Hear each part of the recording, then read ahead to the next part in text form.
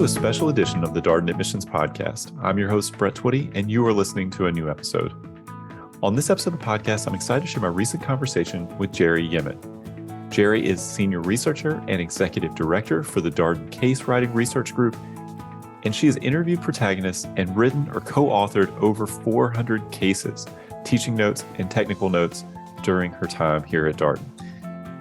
If you have ever wondered how a case comes together, this episode is essential listening. So without further ado, here is my interview with Gerry Yemen. Gerry, welcome to the podcast. Well, thank you. I'm eager to have a conversation with you about case writing. It's great to have you here. So we were talking before we got started, and there's some misconceptions about what case writers do or what case writing is and what it looks like. And I'm excited to learn myself. I will admit, I scheduled this conversation partly for my own education, but I have no doubt that our listeners are also interested in what goes into writing a case. So thank you so much for being here. Well, I'm happy to answer any questions and sort of share, how, and I will literally call it how the sausage is made. I'm happy to share my experiences. Well, before we get into all of that, how are things going for you? How are you doing? Excellent. We have had, I would say, a lot of that, in which we will probably get into later, is that the growth of my team has really helped, with our case writing. So we are producing more and more cases, and just interesting. Cases have always been interesting, but I really have to say that things are going well for me because I have so many talented folks that I work with. Yeah, I can only imagine, working with the faculty and where all these cases come from, and sort of writing them and publishing, put them out to the world, and they get used. Certainly at Darden, they get used at other business schools. And so folks know, if they know something about the Darden academic experience, they've likely heard that we're case method schools, kind of student-centered discussion learning. So let's start, before we even get to all of that, let's talk a little bit more about you. So tell us who you are and what's your background. I'd rather talk about cases than me. So actually, interesting enough, my background is in political science. So I'm not a writer by trade or by education. And before that, before I went back to school, I was a nurse. And so I had like a couple different paths that one would never connect with case writing, case research. But they actually both really help, because one part that you were always taught as a nurse is to listen. And that's really important as a case researcher. And the other part is, I studied political science and I looked at voting behavior. And so it was a quant-driven, education. And so that really translated well when you think about, business school case studies and different functional areas and, preparing materials for these. And where's home for you originally? So I'm from I'm from Canada, but even Canadians laugh when I tell them where I'm from. So I was born in a place called Prince Albert, Saskatchewan, Canada. So that's it's up north, really up north. And I wouldn't say that it's, people get an idea that perhaps I came from a real, there was real seclusion, but it's not that you're secluded. It's just that the elements are harsh and there aren't a lot of people. But we just live a little differently because of that.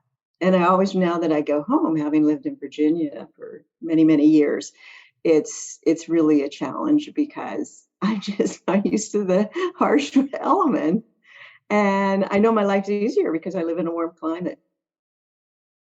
That's kind of fun. Well, I will share, you may know this already, I'm going to put this together. You're our first guest from Saskatchewan here on the podcast. So that's very exciting. So I'm sure our listeners are wondering, how do you get from Saskatchewan to Charlottesville? How does that happen? Yeah, so that actually was my spouse. So he actually, I always tell people I'm married to a Southerner because he's from Regina, which is the capital of Saskatchewan. And it's about, 60 miles north of North Dakota. So it's most Canadians most of our cities actually are closer to the U.S. border. So I tell people I'm married to a Southerner. But it was he always wanted to go to Harvard. And, from a kid from Saskatchewan at that time, that was kind of challenging. But I just remember saying to him, we can do this. We already had a couple kids. I was going, well, you can figure this out. You're a smart guy. So we ended up, that was the pathway. So he ended up going to Harvard and then going on faculty there. And then he was invited to come to the University of Virginia. And there's kind of it's kind of an interesting path because I did not want to leave Boston. I thought it was warm and really kind of an interesting place. But I was told some advice that I just really, one time when I was visiting with him and I did not want to come. And this very clever and smart, gentle physician said to me, sometimes opportunities come along and you need to know when to recognize them. And I was young and I took that to heart. I mean, at the time, I think I was like 29 or something, 27, 29. I took that to heart because I was going to block this. I was not moving from Boston. And in retrospect, it was great because look, I ended up here, case writing. All right. So we're following your journey from Saskatchewan to Boston to Charlottesville. So how do you get to Darden specifically? Yeah, let's get really to the good part is how do I get to Darden? So I'm sitting down. There used to be a donut shop down on Barracks Road at the bottom of the hill. And this was a fairly new building at the time. And on grounds, people referred to it as Versailles. And there was an ad. We're having coffee with some friends, and there was an ad in it was, I believe it might have even been Seaville Weekly, which at the time was considered an underground paper. It was quite, for that time period, it was, and there was an ad for a diversity case writer at the Darden School of Business. And I saw this and I was asking my friends, so what do you think this is all about? And because I studied, race and in voting behavior, I was this idea of, diversity at the business school. What does that mean? What's a case? And again, I thought case was empirical methods, N equals 1, right? So I had a different view of what a case might be. I had no idea what a business case study was. And I came up here and the first person I met, there was a receptionist who was incredibly warm and inviting. And she just said, help yourself to a cup of coffee. My friends had all laughed at me to think that, oh, what would they do with you up there? I mean, it was really just kind of, well, I'm going to see what this is. And Lily Powell believe at the time, the dean was Ted Snyder. And I believe that she had some funding to look at diversity in cases. And this is 1998. And what they wanted to look at was how could the school, I shouldn't say we because I wasn't part of the school then, but how could the school increase, one, where was the case collection in terms of diversity? And two, how could the school make efforts to add some inclusion in the case studies? Because at the time, most of the case studies, nobody knew what sort of the demographics or anything were of them at the time. And so she started this initiative and it was funded. And so I was hired, I can't believe it, but I was actually hired to look at, just had a wonderful welcoming conversation with Lily and then, applied for the job and landed it. And it was 20 hours a week. So I read the case collection and our definition of diversity was really broad. So me being a Canadian was diverse.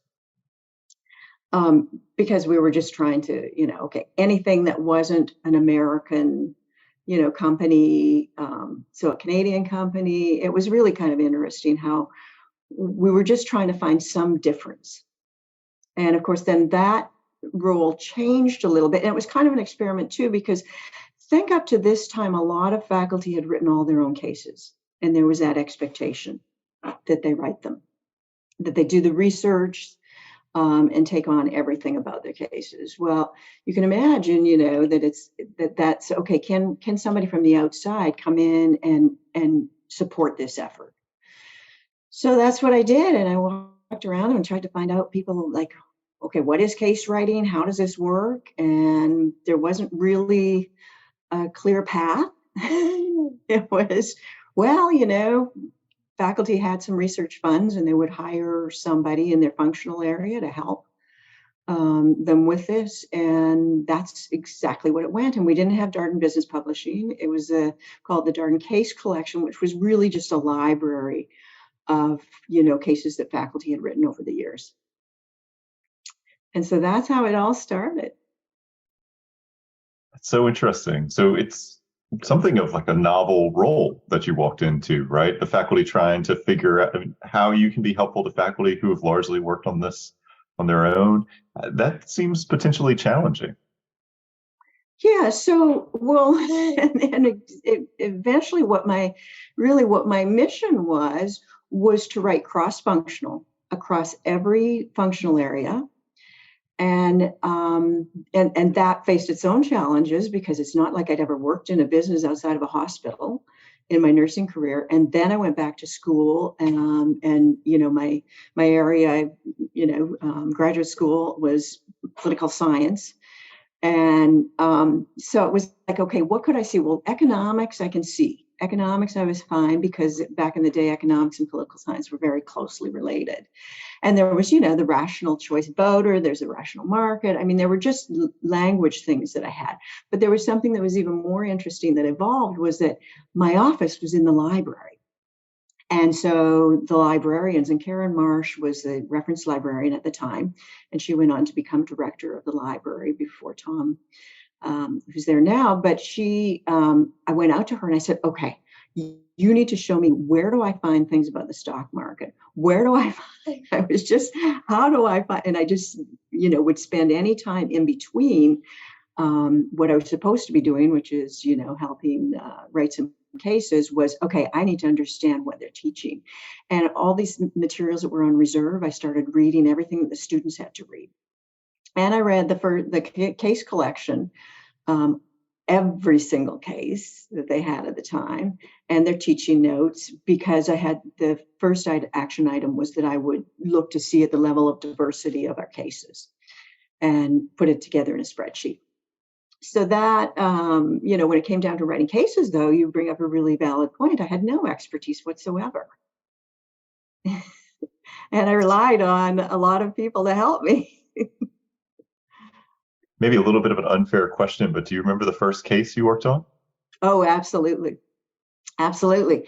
And interesting enough, I then went to one of the first cases I wrote. So I wrote 3 at a time because, case writing is, as a case researcher, you have deadlines, people want these in their classroom, and you have opportunities to interview, company executives, or really, people just practitioners, not just executives. And so it's when they are available, you have to be available. So I remember a couple of my first cases, and at one point, this one it clearly just read like a B level novel. It was just so terrible. And I remember the professor reading it, and I describe this. I'm setting the setting, the dark and stormy night, the opening paragraph, and this thing is, a teardrop table in the conference room, and it was actually about an acquisition, right? But I have this, the protagonist, which was a female, and she's in this, stark white shirt and looking all corrected. It was just awful. And the professor reads it and says, okay, so you need to learn something about how to write these cases. And I said, well, I just was trying to bring the reader in because I read the collection and there's some pretty boring openings and they're all the same. So I was trying to make them different. And I went to a case writing workshop. It was like, okay, I got to learn how to do this. So Harvard didn't offer them, and they still actually, interesting enough, don't offer case writing workshops for the public, but Ivy up in Ontario did. So I went back to Canada and I went to this and learned how to case write and had this conversation because of opening section that they assigned you. You had to interview an Ivy grad and develop a case throughout the week. And part of their opening introduction about sections of cases was, okay, well, you do have to have there are 6 things that need to be in every opening case. And I had no idea that they did. You have to have, the reader needs to know, students really, they need to know the company, they need to know the location, they need to know who the protagonist's name. There has to be some time frame considered. Geopolitical things change. Where are we at? I mean, and so there's these list of things, and you had 60 words at Ivy to come up with your opening section. Well, I couldn't write anything at that time in 60 words and have such an inviting opening section that I thought was required. And having this discussion with this professor that was running the workshop and him just laughing. So I showed him the opening section to that case I described on the acquisition. And he just started laughing. And I said, well, why don't you, because they use an example. They show you an example of one that's not well written. I said, why don't you guys just use that from now on? So they used that in their workshops. I gave them permission to use it for what not to do. So they plaster it up there. And then when I went on to teach case writing workshops, I always threw that up there first and say, okay, so how did this one work, right? Like, after you introduce what really should be in an opening section, then I'll throw this up on a whiteboard or something and go, okay, so what do you think about this one? How does it sit with, and people are so busy looking for the date and all these other things, but you will hear some giggles because I generally ask somebody to read it aloud, and it is pretty funny. It's pretty bad. So it's a huge learning curve in case research. Writing, nobody can write a perfect sentence ever to start. And this idea that, I have to say that my writing skills improved, but I needed to know how to write a case. And then the other thing that becomes very apparent is that each functional area has cases are different. So how you structure them, how you think about them, they're different. But that was my start. And yeah, they were pretty embarrassing. And I would say that so I have a really good relationship with my counterpart at Harvard. And people think that we are competitors, and we're not. She's my mentor. She just embraced me. I went up to Harvard and spent time with them, and just she's the one who really helped guide me and really helped set up the Darden Case Writing Research Group. Because without her helping me and guiding me, I wouldn't have known what I needed and how to go about creating what we did. Let's talk a little bit about the life cycle of how a case comes together. Hopefully this sounds like a fair question, because it's one thing I can say I don't really know much about. I've read the end product, and it's funny to hear you mention the first 60 words, the intro, what you have to accomplish. I've always been struck by they have, in some ways, a similar structure. They kind of say these things, and that makes total sense. If you have 6 key things that you have to communicate, it makes sense that there'd be similar structures. Right. And, and the structure of cases are really, I mean, they're very deliberate and they're very strategic. And they are developed, a lot of them with the functional area in mind, and also with the level of student, right? So a second year case might be a little more challenging than a first year case, right? So I might, and even in the graphics, you might put something in the graphics that, that you would tie them together for an introductory class. And the graphic would show, maybe you were showing general administrative costs, and as that was happening, that it was having a percentage of the revenues. It was having an effect on the revenues, right? If you were in a more advanced level of the class, or a deeper, perhaps it's it's going to be taught near the end of a first year course or even in a second year elective, you might not make that connection for students. You would just put the data together, and then they would have to draw it through the chart and go, there's something going on with the general administrative costs here, and then figure it out, right? So, and it depends on what the professor wants to teach. So cases are all driven by the professors. I can't write you a case because I'm not an expert in business unless I know what you want to teach. And so that's how cases start, is you have to have teaching objectives. A lot of times cases will, people will think, and it happens, and we all will do it, is, oh, I just met this practitioner, this would be a really good case. And then you write it, and then you try to figure out how to teach it. And that is probably the least effective way to use your time to start. And the other thing that happens is that we are not the only people who write cases at Darden. So professors have two options. Really, they have three options. One is to write their own, and there are some professors who still will write all their own materials. The other option is they have research funds and they can hire whoever they want. Maybe it's a PhD student, maybe it's sometimes for summer help, they'll hire Darden students, or maybe it's a research assistant they have for their research, and they ask them to do some case writing. So there's that avenue. And then there's the Darden Case Writing Research Group, which I'm in, and it is, this is all we do, is case writing or case research. And how that starts with us is usually sometimes they come to the door, sometimes they yell up. I leave my window open in my office, they'll yell, "Hey, Gerry, yeah, got a case for you," right?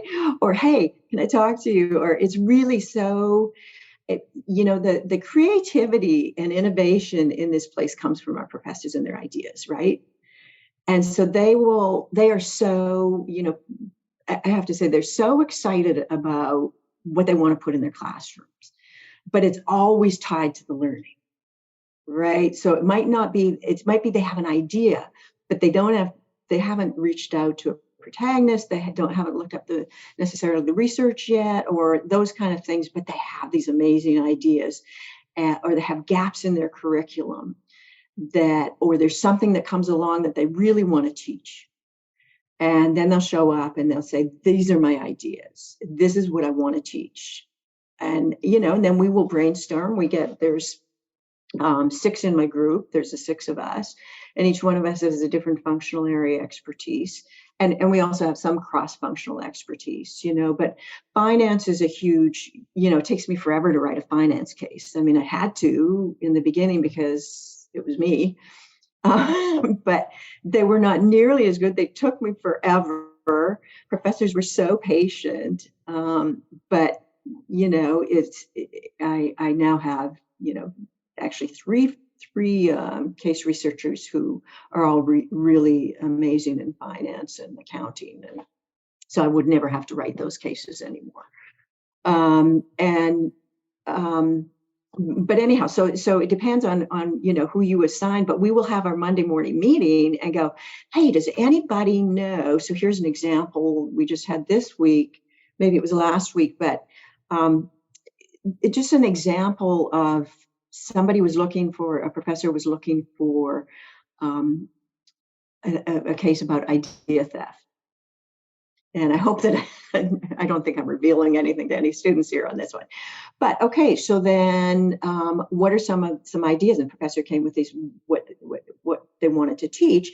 And so, we kind of brainstormed. Does anyone have connections here? Does anyone know anything like this? Or, another example would be companies. There was one on looking for a company that had sort of the Patagonia model of being very political and socially active with their brand, but everybody uses Patagonia, okay, or everybody uses Starbucks, so could we go outside and think of something else? And we came up with this company, one in Germany and one in China, right?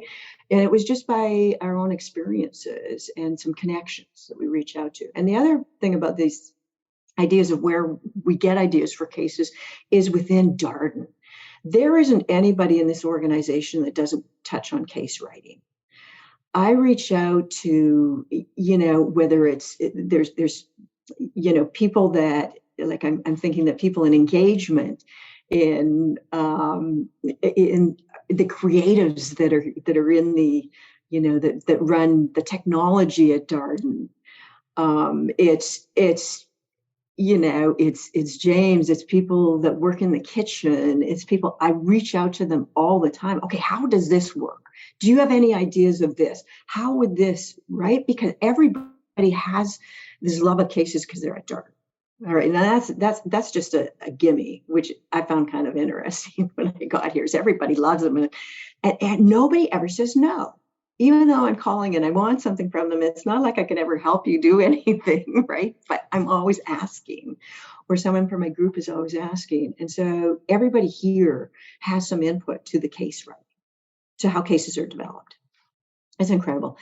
And now I've digressed because I can't remember what I was going on, other than this is how they start, is, ideas.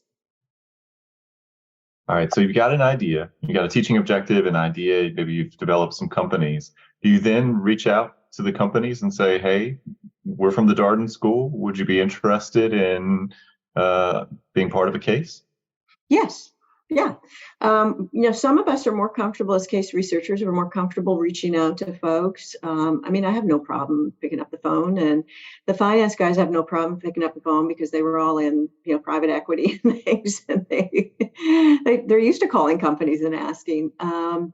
And I don't know, I guess my background, I'm just, it's people generally like to help, and there's ways around it. Like, you can reach out to other people. So I was somebody in Darden who just gave us an amazing contact that I was really hoping to get. And the case is supposed to be taught in Q4, which is coming up in a few weeks. And I haven't even started it because I couldn't get a hold of who we were hoping would be the protagonist. Somebody in Darden had a direct relationship and just connected me. So away we go.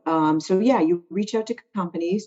Not everybody understands. So we generally start with the University of Virginia, because not everybody understands Darden or cases or know Darden. And for the most part, I've had some failures, and I've had some fun. Oh my gosh, I had a great, we didn't have, this is several years ago, and as I think about this, we probably still don't have many cases on unions. Well, for global, we're now much more global, and a lot of areas of the world, you have to know relationship building and unions and how they function, and what as a manager that means to you. So trying to get this union case several years ago, it was for Erica James, I'll tell you that, because she was so much fun. And I don't know, it's an interesting story. It's kind of fun. So I, reach out to he's actually the president of the United Steelworkers of America at the time. And I reach out and have difficulty. I use my Darden contact, not thinking that, oh, this is a union. And management is not probably something that they're still all that willing to help necessarily, but it didn't occur to me at the time. And so I do get through to his executive assistant, and we have a fairly decent conversation till I tell her that I'm at a business school and I'm looking for some help and would like to speak to the president. And Leo Gerard was his name, and I can share all this because it's published, and he signed the release, and he would come to Darden. But it was pretty funny because she was not going to help eventually. And I went, oh, who is this guy? And I look more at him. It turns out he's a Canadian. And it turns out that he was from Ontario, and he started a lot of his speeches with, he was the son of a union coal miner in Sudbury, Ontario. And so you can figure out anybody's email if you have somebody else's. And I had his assistants send him an email. How about the son of a coal miner's, knowing I might not get this, I was a little more asked Erica, is it okay if I just throw out this email and see, it's not the usual way. I had sent a zillion emails that were really polite of what I was looking for. But this time I just threw this out, and she said, sure. And so I said, how about the son of a union coal miner from Sudbury, Ontario? At least have the courtesy to reply to the daughter of a union railroader from Saskatoon, Saskatchewan, because I went to school in Saskatoon, so he would know Saskatoon. And it was like, I don't know, maybe about 15 minutes later, something, my phone rings in my office and I pick it up, and I'm used to people being very polite on the phone. It was this big booming voice. What's all this bump about a union railroader's daughter from Saskatoon, Saskatchewan? So I knew immediately who it was. And when I get nervous, I laugh, as you could probably tell through this interview. But I'm laughing, right? And I go, that's not that. I said, I'm actually, from Saskatoon, Saskatchewan. And he said, I don't give a where you're from. Are you the daughter of a union railroader? And I said, yes, I am. My dad helped establish BRAC. And I said, as a kid, I went to the picket line with him. Oh, well, it's really nice to meet you. I'm Leo Gerard, president of the United Steelworkers of America. How can I help you? And so then I explained what I wanted. And I said, and then the professor is Erica James. And he goes, wait. Is she the daughter of a union railroader from Sass? I said, hang on a minute. Her office is just down from mine. I ran out of my office to Erica's. Any union connections? And she goes, well, my grandfather was a Pullman porter. I come back on, grab the phone. I said, does a Pullman porter work? And he went, she's in. So he came to Darden. We did the case. He came to Darden, and he walked into the classroom, and he has this really beautiful suit on, and he's a very striking, a very, he had a presence. He takes his jacket off, rolls up his sleeves, and says, so this is what a group of budding capitalists looks like. And it was on. And the great part about the whole discussion was that he never used the word union. He always used the word labor movement. And then he was a friend of the school for several years. He would come when they taught the case. But yeah, so cases you never know. All right. So you go and you talk with folks at the company. I mean, so that's one example. I mean, what's it like to go and visit? Let's say the person's open to being a protagonist. I imagine maybe not everybody is, but you finally get someone who is open to that. What's it like to go and interview them? Well, that's fascinating. There's a lot of work you have to do up front because you never want to ask questions that you can find publicly. What we really need to know is the why.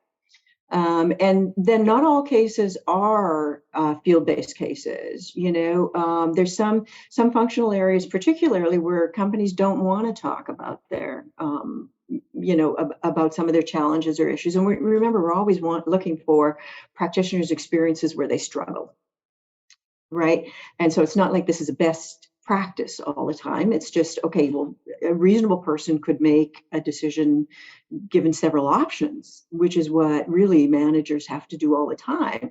And you just are trying to make a reasonable choice based on the frameworks that professors help you unfold in their classrooms, right? So, the public source cases, we'll talk about that just for a second, and those are either library-based cases or public source cases, are value because you have a greater ability to sort of pick and choose what you're going to put into a case in terms of what you can have the students sort of think about, right?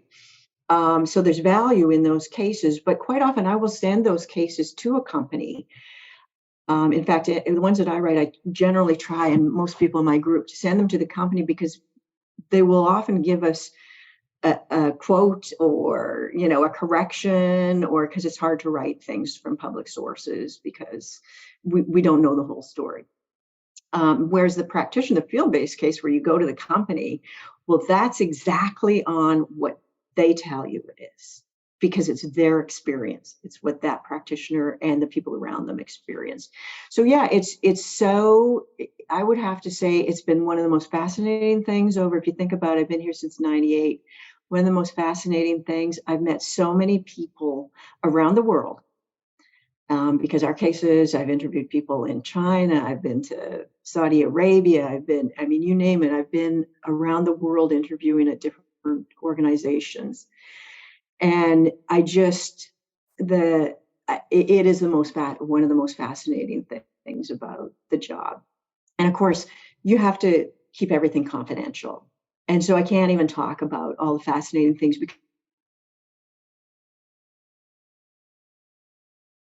that where you maybe you feel like you fell short, or maybe you feel like you did really well and then things didn't turn out right.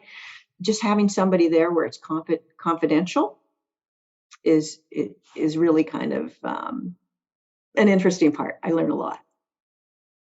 I imagine that sort of confidential nature allows people to be more open with you. At least I would think so. Yeah. Yeah, and it's distinguishing, and that's one of the reasons why the title is case researcher, not case writer, because companies equate that with journalists, where they don't control. So we have releases that we have to have signed, and anything that you tell me is confidential, and it's held confidential. Now, most people will allow me to use a recorder over the years, and I promise to get rid of it to the extent that you can. You delete them, but um, I suppose somebody could always technology, right? But yeah, it's a real trust relationship. And I'm so grateful to all, and this is even our students and other people in business who aren't from case method, just how much they're willing to give to management education by talking to us. And so you gathered this information, whether it's sort of public source or private sourced information, and then how long does it take to form into? I mean, is the shape of the case obvious as you start to have these conversations? I mean, what's the next step in the process? Yeah, so you actually start writing your case even before. This is how I teach, and actually even I think almost everybody in my group has a similar approach. Is you start writing the case before, right? Because you have to do an industry and company background before you even show up to know what they do, right? Because again, you don't want to be asking any questions that you can find publicly. So we start writing that right away. So people say, well, do you ever have, do you ever see this blank sheet of paper and go, oh, how am I going to get started? I never have writer's block. Well, for a couple of reasons. One, you always got somebody hitting you upside the head going, look, I need that next week. I'm going to teach that, right? Or the editors say, are you going to get this to us before it gets taught? Which quite often doesn't when it's a new case. We just don't have the bandwidth, the time. And they're living, breathing things, so we tend to refine them after it's been taught the first time. But yeah, you start. They're sort of again, it's like if you students who or those who have read a lot of cases or about to read a lot of cases will see that there's a structure to most of them. And a lot of that structure we write beforehand. The company, it goes from the broad information to the narrower. And then it's a narrower information that we get. So it's what's specific to the challenge to the case, right?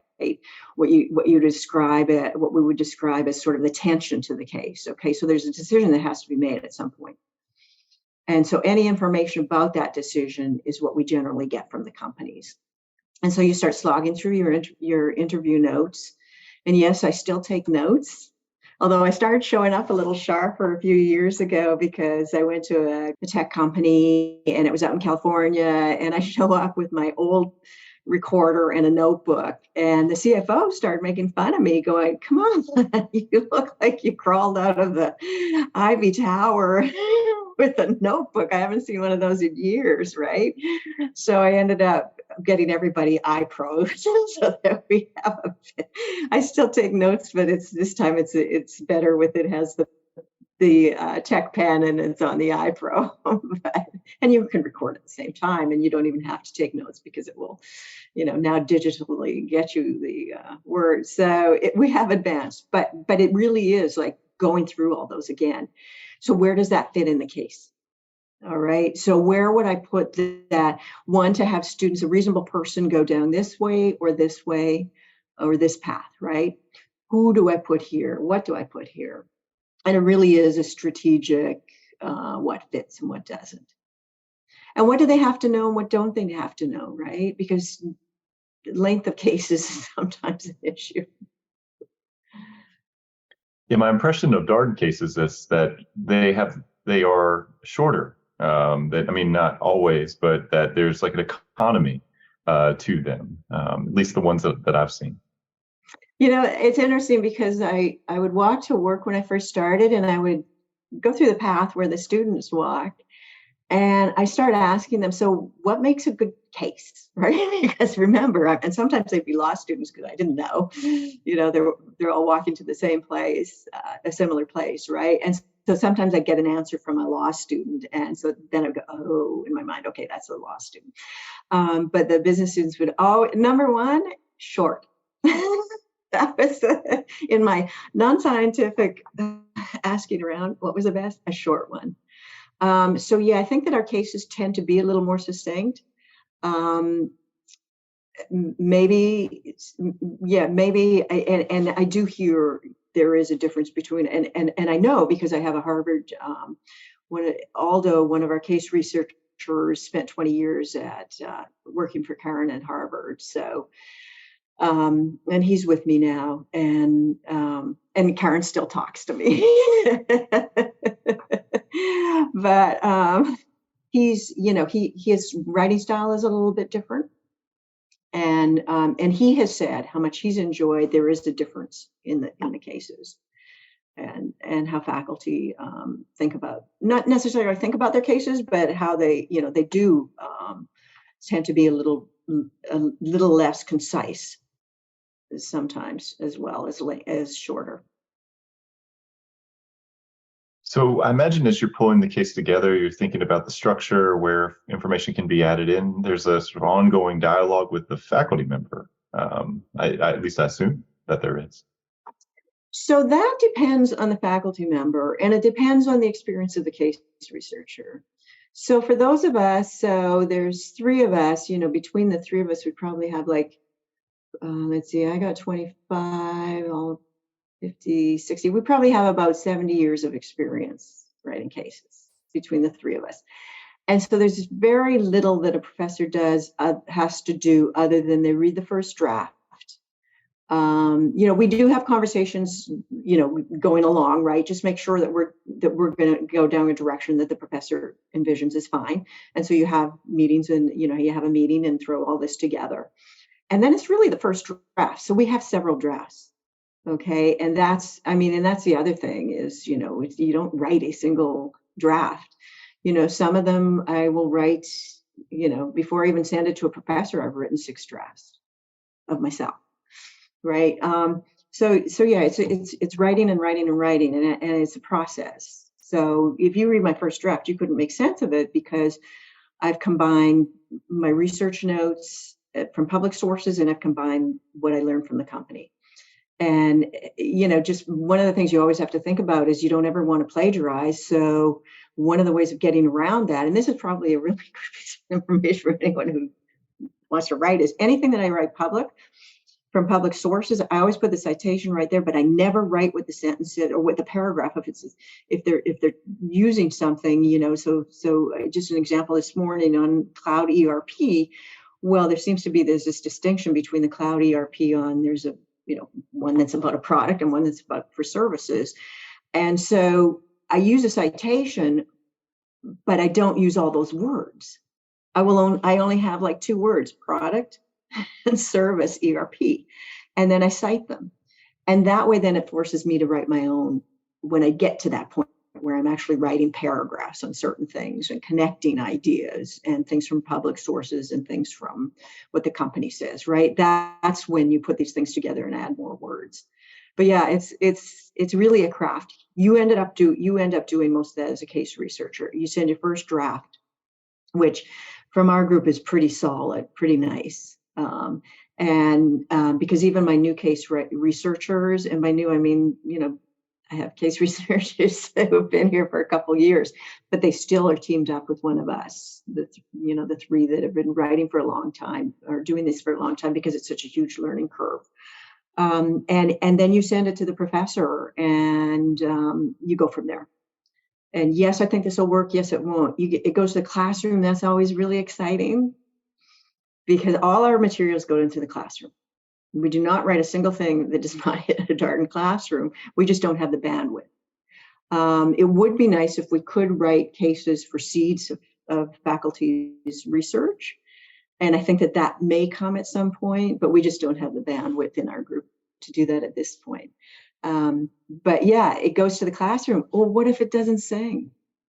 right? What if there's like, it just doesn't do what the professor was hoping? Do we throw it out? What do we do? What's that like to hear back from the faculty member, or maybe even see class discussion and find that the case really works, that there's a really great discussion and it accomplishes the teaching objective? Yeah, so we always watch because we have to write a teaching note. Okay, so every case should have a teaching note. And it's not for our professors because they already, they develop the teaching note. They've developed their teaching plan. They know what they want to teach and how they want to unfold it. And they will experiment with that too, right? Because case method is the questions you ask in class can make or break it, right? So it can derail a discussion. And sometimes it's not the professor asking the question, it's the student. So, I just have such respect. I just, these these maestros and professors, how it all falls together. But yeah, so we always either, we used to always be in the classroom. Sometimes, COVID changed that a little bit, but quite often we still are in the classroom because you get a better view of where things might have struggled or where students need more clarification or things that come up that you hadn't thought about. And a lot of that goes into sort of a teaching note, and this for other people who buy the cases that may not be as seasoned at teaching case method as our professors are. And yeah, and sometimes you just sit there and you just go, these students are just so amazing. They're so brilliant. And then other times you go, wait a minute, I thought that was so important and that's why I put that in there. How come nobody jumped on that? And then you realize, well, because it just didn't matter, right? Because our students have business experience, right? There's this knowledge in the room of students. And sometimes you get ideas from that. And so you go back to the professor or they'll come to your office and we debrief and go, that they really stumbled on that. And that was really part of the learning. They were, the professors were really pleased that there was some trying to figure this out, right? And then there's other times when you just go, no, and the professor will say, you know what, that's not how I want this to unfold. And that's when you don't feel so great because you sort of feel like you were responsible for that. But the great part about this whole process is they'll try to teach it more, right? Like I'll make some revisions or, someone else in the group will make some revisions. They go back in there with the same thing that they knew didn't work at the time, but some changes, maybe this works because they're not giving up on it, right? So it's really, yeah, it's really quite fascinating. It is fun. Also, from the realm of maybe unknowable questions, do you have a sense of how many cases you've been a part of during your time at Darden since '98? Oh boy. Okay. So maybe about 8 years ago, 7 or 8 years ago, I had 400. Now that is cases and technical notes. And there might be a couple exercises in there, but they get archived, right? They get retired. Some never even made the transition to Darden Business Publishing because they get old. They're not used anymore. Nobody buys them. Well, if they're not used at Darden, and then if nobody buys them through what became Darden Business Publishing, then they disappear. So that was, I can't really tell on average, 25, 30 a year, 20, and then it depends too, because some functional areas you can write cases in less time, right? Because all that we really need is a practitioner. I'm thinking of, there's some functional areas where it's easier to write because it's shorter. So it's almost like a 3 or 4 3-page case. It doesn't take a lot of background.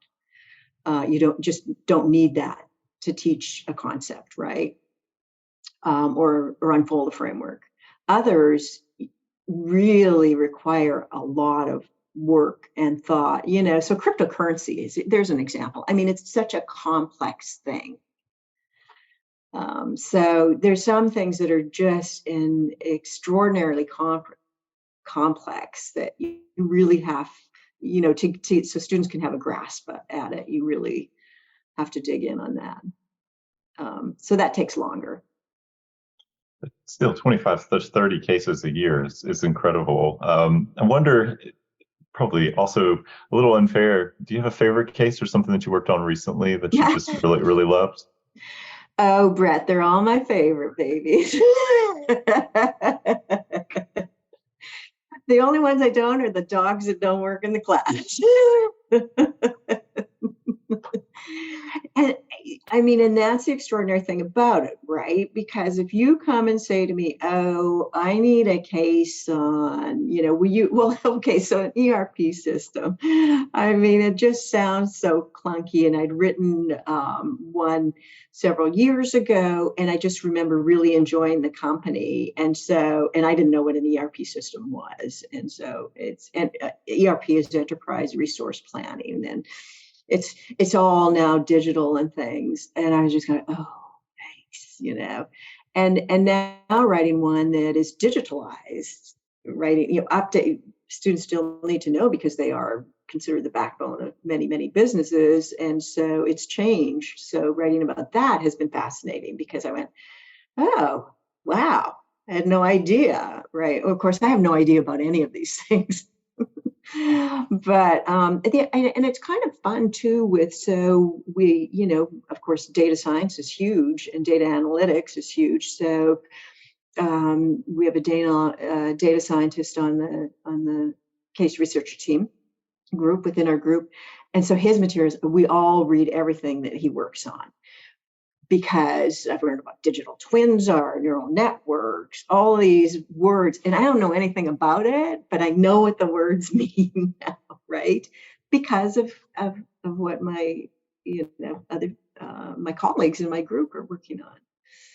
So yeah, we read each other's cases and technical notes and teaching notes so that we can stay current. So we know. So they're all my favorites, but I suppose everybody else's are more favorite than mine. I like their work better. I love that idea about the constant learning, constantly, learning from your colleagues and staying engaged. And I mean, obviously business is always changing. And so that's coming into your work. I just have to imagine all the work that goes into that. It's such a payoff to get to see the discussion. I mean, that's what the case is about, right? It's not just to write it, it's to see it as a teaching tool. It is. And it's exciting to see what the faculty do with like, you have no idea that's how it's gonna, because I don't understand what they know and their theoretical models and frameworks and those kind of things. So it's, they give the guidance and things, but when I see what they do with it, that's never disappointing.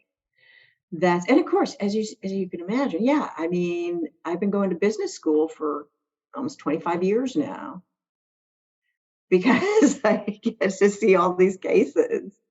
So I've been a student, really. So a couple more questions for you, Gerry, as we wrap up here. Given all the work that you've done on case development here at the Darden School, do you have any advice for students about learning through the case method? You've seen a lot of classes. You've been going to business school for 25 years, as you've noted. Read them.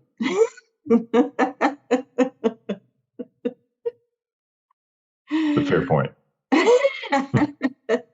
Well, I know, students get busy. They have a lot of reading, but there is value to reading it. I think that what I would share is that, one, our students are so good to always, they will answer when I'm looking for case protagonists. They know what I need, and if they can't help me, they will find someone in their organization or someone outside their organization. So when you're reading those cases, you can sometimes think, when you're in the real world, and go, I'm a business case study. I am exactly what, this would be really good in the classroom. Reach out to us. Let us know. Instead of me, sometimes, I might not reach out to you, right? But every year I have students that come to find me, seek me out. And I don't know how they know how to, but they will, and they find me. Maybe they just see me walking in. I don't know. But and so just for students and reading the cases in terms of what students will always come back to me and say was, I had no idea at the time that case, because they'll remember the cases, they'll remember the company, they will remember an issue. And then when they find themselves relating to that, sometimes I'll even get, an email or a call or something going, so there was this case. Can you send that to me? I want to share it with my team, or, things like that. It's really kind of interesting. So the cases will stick with you. That I've definitely heard from alums, and it makes sense, right? Because you have this whole story of this narrative structure around something that you learned, and you had a whole discussion about it, by the way. And so much of this makes it sticky. Well, thank you so much for coming on the podcast. What a treat it was to learn more about how a case comes together. I learned so much through this conversation, Gerry. Thank you for doing this. Well, thanks for having me. And that was my interview with Gerry Yemen, Senior Researcher and Executive Director of the Darden Case Writing and Research Group here at the Darden School of Business.